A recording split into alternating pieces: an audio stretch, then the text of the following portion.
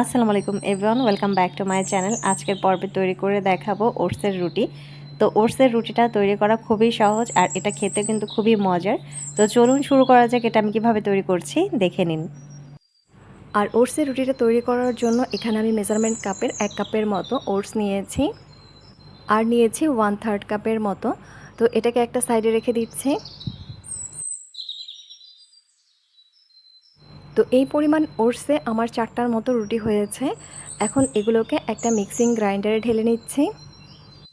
তো শুধুমাত্র ওটস দিয়ে 100% ওটসের রুটি তৈরি করা যাবে, কোনো রকমের অন্য কিছু ব্যবহার করার প্রয়োজন হবে না। আর এটা ওয়েট লস করতে খুবই হেল্পফুল। তো সবসময় ওটসের একঘেয়েমি রেসিপি তৈরি না করে এভাবে রুটি তৈরি করে সবজি দিয়ে খেতে পারেন। তো দেখুন, এটাকে আমি খুব ভালো করে বিট করে নিয়েছি। ওটসের আটাটা কিন্তু তৈরি করা হয়ে গেছে। তো 1 মিনিটের মতো বিট করলে এরকম পাউডার হয়ে যাবে। এখন এখানে একটা মিক্সিং বোল নিয়েছি আর এখানে একটা স্ট্রেনার বসিয়ে দিয়েছি। তো ওটসের আটাটা আমি চেলে নিচ্ছি চালনিতে। আপনারা চাইলে কিন্তু না চেলেও রুটিগুলো তৈরি করে নিতে পারবেন, সেক্ষেত্রে কোনো সমস্যা হবে না। তো যখন এরকম একটু বড় বড় দানা হবে সেগুলো কিন্তু আবার একটু বিট করে ভালো করে চেলে নেবেন। এখন চুলায় আমি একটা প্যান বসিয়েছি আর এখানে প্রায় হাফ কাপের মতো পানি দিয়ে নিয়েছি। 1 কাপ ওটসের জন্য হাফ কাপ পানি যথেষ্ট, এর বেশি দেওয়া যাবে না, তাহলে কিন্তু অনেক বেশি সফট হয়ে যাবে। তো গোলা বেশি সফট হয়ে গেলে রুটি তৈরি করতে সমস্যা হবে, তাই অল্প পরিমাণের পানি দিয়ে নেবেন।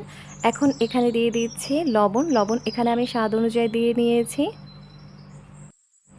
এই পর্যায়ে পানিতে আমি লবণটাকে খুব ভালো করে মিশিয়ে নিব আর বলক আসা পর্যন্ত অপেক্ষা করছি। তো ওটসের রুটি ভাজার পরই দেখবেন অনেক বেশি সফট হয়ে যায়, তাই এক্সট্রা তেল ব্যবহার করার কোনো প্রয়োজন নেই। তো এখানে আমি ওটসের আটাটা সম্পূর্ণটাই ঢেলে নিয়েছি।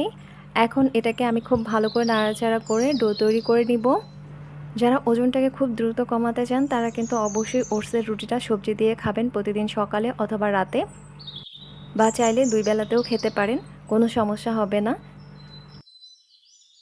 তো রেগুলার বিভিন্ন ধরনের মিষ্টি ফল আর দুধ দিয়ে ওটস তৈরি করে খেলে ওজনটা কমতে একটু সময় লাগে। আর এভাবে যদি আপনারা রুটিটা তৈরি করে খান সবজি দিয়ে 2 বেলা, তাহলে খুব দ্রুতই ওজনটা কমে যাবে। তো দেখুন, ডোটা তৈরি করা হয়ে গেছে। ঠিক এরকম শক্ত দেখে একটা ডো তৈরি করে নেবেন। এখন এটাকে আমি একটা মিক্সিং বোলে ঢেলে নিচ্ছি। তো এর থেকে বেশি সফট করে তৈরি করলে দেখবেন যে ডোটা হাতে লেগে যাবে, তাই একটু শক্ত করে তৈরি করে নেবেন। যদি একটু পানির প্রয়োজন হয় সেক্ষেত্রে হালকা হাতে পানিটা লাগিয়ে তারপরে কিন্তু ডোটা আপনারা খুব ভালো করে মথে নেবেন। তো ডোটা ভালো করে মথে এখান থেকে আমি লেচিগুলো কেটে নিব। তো এখান থেকে আমি 3টার মতো লেচি কেটে নিচ্ছি। আপনারা একটু ছোট করে তৈরি করতে চাইলে এখান থেকে আপনারা 4টার মতো লেচি কেটে নিতে পারেন। তো একটা মানুষের জন্য সারাদিনে 1 কাপ ওটসই যথেষ্ট, এর বেশি কিন্তু খাওয়া যাবে না। এই কথা চিন্তা করে আপনারা কিন্তু রুটির সাইজগুলো আপনারা পছন্দ মতো তৈরি করে নেবেন। আর রুটিটা ভাগ করে খাবেন সকাল বিকাল 2 বেলাই। এই ধরুন, সকালে 2 পিস, রাতে 2 পিস এভাবে, বা চাইলে সকালে 3 পিস, রাতে 1 পিস এভাবে। তো রুটি বেলে নেওয়ার জন্য এখানে সামান্য পরিমাণ ওটসের ডাস্ট দিয়ে নিয়েছি। দিয়ে এটাকে একটা বেলুনির সাহায্যে বেলে নিব। তো এই রুটিগুলো কিন্তু খুব একটা মসৃণ হয়ে বেলা হবে না, 4-5টা কিন্তু ফেটে যাবে। তো আপনারা যদি একটু ডিজাইন করে এটাকে তৈরি করতে চান সেক্ষেত্রে কিন্তু আপনারা সুন্দর মতো করে রুটিটা বেলে নেবেন প্রথমে, তারপরে কিন্তু এটাকে কেটে নেবেন। বা কোনো রকমের ঝামেলা করতে না চাইলে কিন্তু এভাবে সরাসরি রুটিগুলো ভেজে নিতে পারেন। তো দেখুন, ঠিক এরকম পাতলা হয়েছে। এখন একটা ঢাকনা দিয়ে এটা আমি কেটে নিচ্ছি।